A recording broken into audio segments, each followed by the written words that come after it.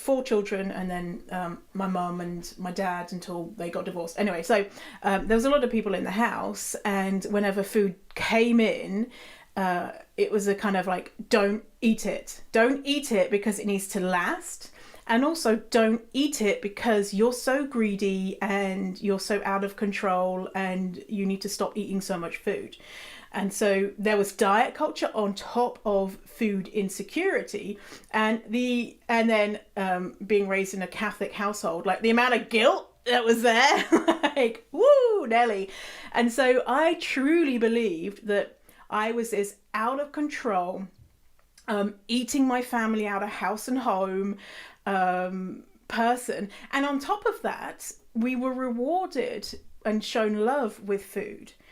And so it was the most complicated thing ever. Whenever I was hungry, I would go to the cupboard, and a lot of times there wouldn't be food, or the food that was there was not, like I would do things like eat dry pasta or eat just a dry Weetabix or whatever I had, or whatever was there, but then also feeling guilty for eating anything, and then also getting comfort from food too.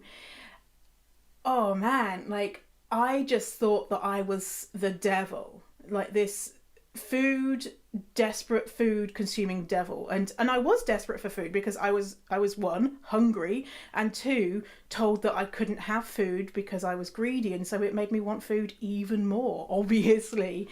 And I blamed myself. It was my fault, right? It was totally me. Yeah, so that was very complicated. So it morphed into undiagnosed binge eating disorder. It morphed into, a very disordered relationship with food, a very kind of black and white, not trusting my body, very secretive about eating and eating in secret.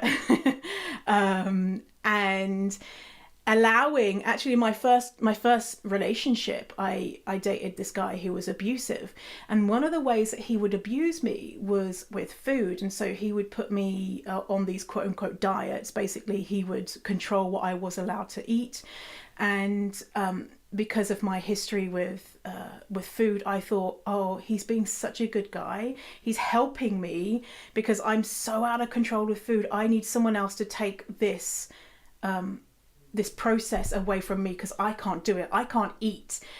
And so the things that he had me eating were ridiculous. Like nothing, no food. And obviously I lost weight because my body was starving, and it just reinforced that idea that I can't feed myself. I need someone else to tell me what to eat. And if someone else is in control of what I eat, then I will become thin. And then on the other side of that, because I was literally starving, I would have moments where I was alone and would desperately want food, and then would have food. And if my abusive ex found out that I'd eaten any food that was deviated from his plan, I'd be in big trouble. And so that sneaking of food was even more heightened. Like I had to become really clever about it. And, like he would count the slices of bread in the bread loaf. And so if there was one missing, he'd be like, where is it? And I'd be like, oh, well, it fell on the floor, so I put it in the bin. And then he would look in the bin and be like, there's no slice of bread in here, so you must have obviously eaten it. And then me having to be like, oh yeah, I did, and then the consequences of that. And so looking back, I'm like, oh my god, I was desperate for food. I was starving, and then I couldn't because I thought that I was greedy, and then I was being abused by someone who was telling me that I was so greedy and out of control.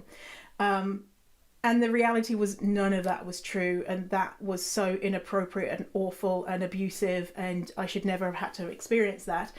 And what should have happened really is, if I could go in now as an adult, I would take little Victoria and I'd be like, here is a secret stash of all the food you could ever dream of, everything, and you come and eat as much as you want. It's all yours. And the same with the abusive relationship. I'd like a secret place where I would be allowed to eat and eat you know, even just a normal meal, because I wasn't allowed any normal meals, and all of the things that I craved, and try and heal that relationship with food, which is eventually what I did do. And I allowed myself all the food, and it was wonderful. And now my relationship with food is great. So thank baby Jesus. Not that I'm religious, but